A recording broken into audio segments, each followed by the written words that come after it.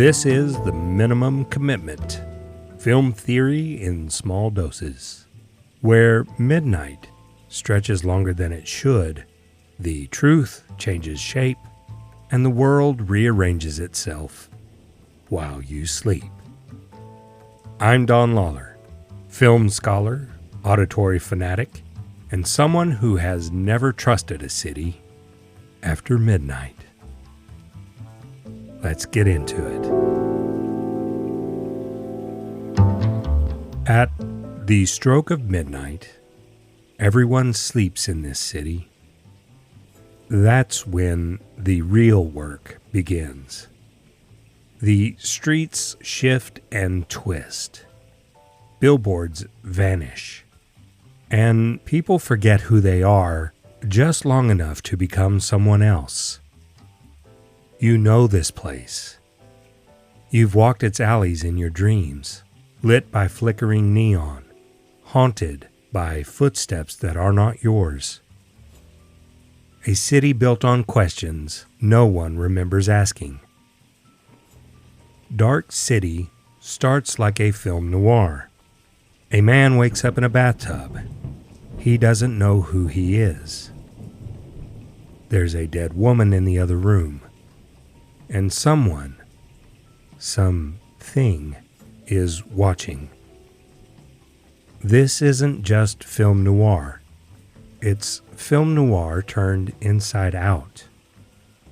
Directed by Alex Proyas, the film is drenched in darkness. Each frame is carved from nightmare logic and film noir design. But the twist is, the city itself is part of the fabrication. A stage built for someone else's experiment. Designed by an alien race trying to understand what makes humans human. Our protagonist, John Murdoch, played with quiet intensity by Rufus Sewell, doesn't remember his name, or his wife, or the murder he is accused of. That's not a twist. It's the premise. In Dark City, the question isn't, who am I? It's, who gave me that answer? Here, identity is fabricated, installed, like furniture in a model home. The film strips identity down to nothing.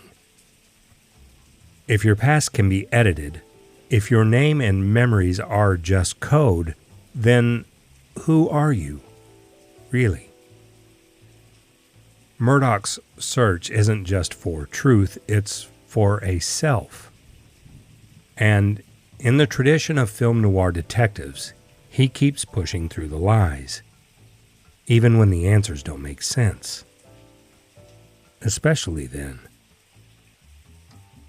Midnight isn't a moment here. It's a system reset. A ritual in shadows. A script rewritten by hands no one sees.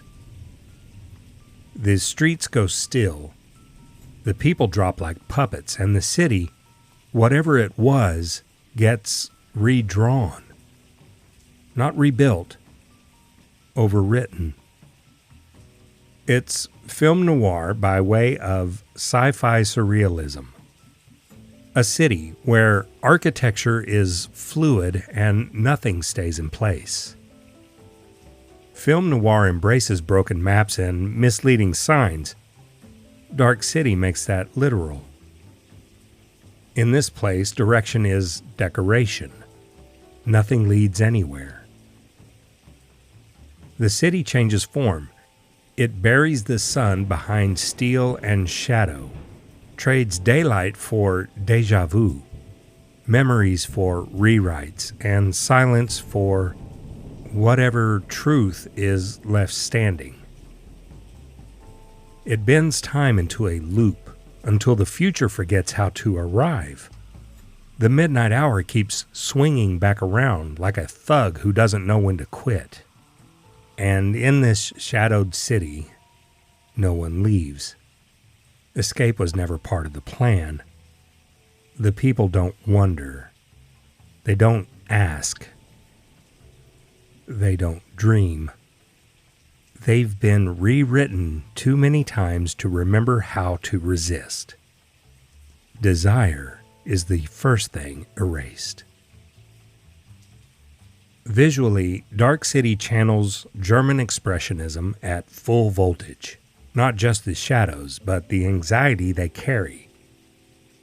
Buildings lean in like they're listening. Corridors stretch longer than they should, and light cuts through the dark like a scalpel. You can feel the cabinet of Dr. Caligari, Metropolis, and Blade Runner lurking in the shadows. But Dark City doesn't just borrow style. Its design reflects something deeper. This isn't a city anyone remembers.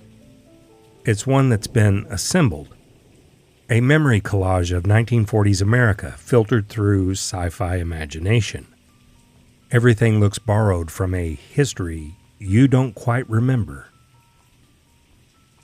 This city wasn't built to function. It was built to feel real, to mimic nostalgia.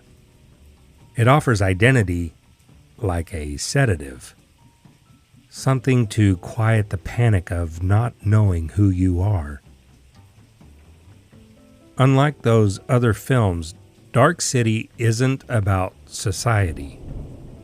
It's about essence. About what remains when everything else is dictated.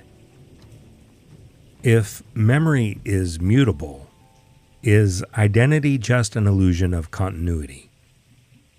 A glitch in the system pretending to be a person? But what happens when the glitch becomes aware? The illusion breaks when a man starts asking questions the system can't answer, and the truth begins to surface. Murdoch learns the truth, that everything he thought he knew was scripted. However, this isn't a true victory. Even when he resists, he remains confined within a world designed to observe him. And that's the real noir twist. Not the murder, not the memory loss, but the realization that freedom may be impossible. So, even when you win, you're still inside the machine. Film noir is built on doubt. Not just about who pulled the trigger, but who remembers pulling it. In Dark City, even that slips away. One night you're a killer, the next a husband. And the worst part is, you believe both stories. If you're not careful, you'll wake up mid-sentence in someone else's script, with their names anchored to your tongue. Memories stitched into your brain like borrowed skin, and a grief that doesn't belong to you, refusing to let go.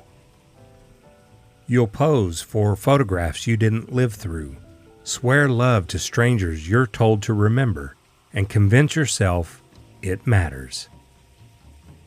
In this city, the truth isn't hidden or buried, it's erased completely. Yet, what remains retains the ability to suffer. That's your thought for the day. Minimum commitment, maximum meaning. See you next time.